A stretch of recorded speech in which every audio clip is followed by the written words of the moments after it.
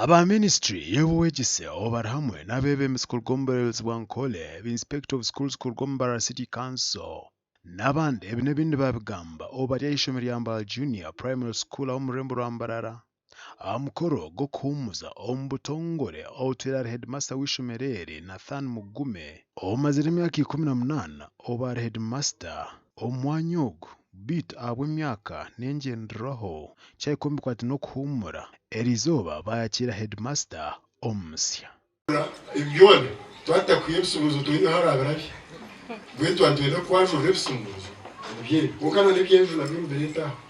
These are the keys for the office. For you, we've been known using Mugume as the headmaster of Barawat Junior, but for us, we've been using him to mentor the entire country. This is Mugume who is handing over today. Mr. Nathan Mugume, first of all, we are deeply grateful to you, for you have been very close to us as your children. This is the school, kandi the school you are going for. Nyenda ko bamanyisa barya ngwishomereri twini ibanja ahatebo yanje. Headmaster omusya ni Joseph Mugumya ogu yaba headmaster wa Bishop Stewart Demo Primary School aho murembo Rwambara.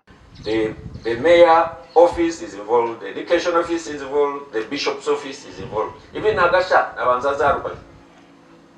So it has been research and statistics.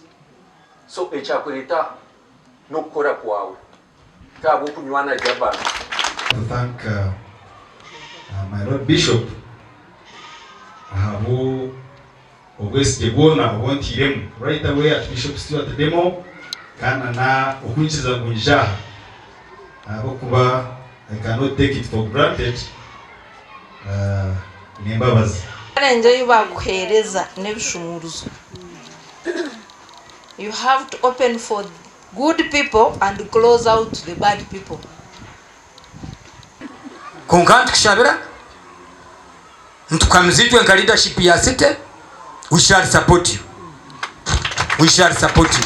Ebikozire Nathan Mugume omwanya ogu nabyo byasemwa na mnonga okora bwombeka na project zari zimwe na zimwe obo atarukoze salon. Nathan Mugume kukonja kumusima akachiko kapitiye kamusibuza motoka ekika kya Hilux double cabin ne bahasa abashomesa bamuhereze bahasa ne cyoma ekirikoze emyenda ngo bunda uko yaza atakayongera kwendeka. Omugandi twaza omurimitoma banyinamaka nabishika bashawa okorekeraho okujweka amaka gabo busha obo bari kugagambura.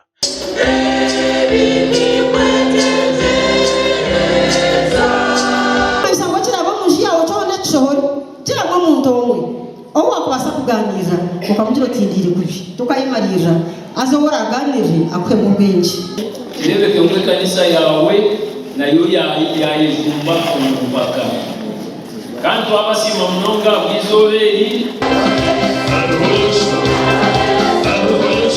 ebine bindi bigambirirwe akanisa ya St Mark Church of Uganda Rukondo omurimarembo obarukwakira amaka 13 omukibina eki ekya Mothers Union na Fathers Union.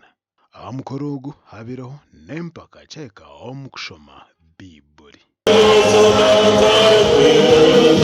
Shemerire kuza aha kitutaho kutushomera akataho Bibuli ye akashoma. Kandi ashemerire kushoma kubanza kureba abantu kureba nibamureba no kubanza no kubashaba kugira ngo uruhanga bakwase ahabwe ibyo bibarahira mukama baherezo mu gisho kubishikiriza. Abwa TV West ndise Nyomo Gideon na Ben Muhozi.